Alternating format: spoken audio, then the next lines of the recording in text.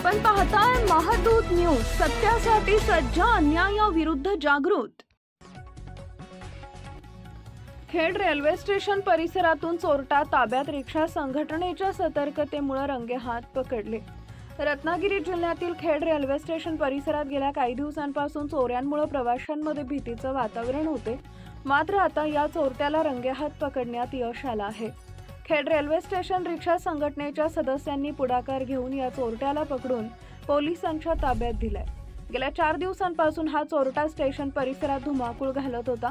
कामगारांच्या पिशव्या, प्रवाशांचे साहित्य अशा अनेक वस्तू त्याने लंपास केल्या होत्या।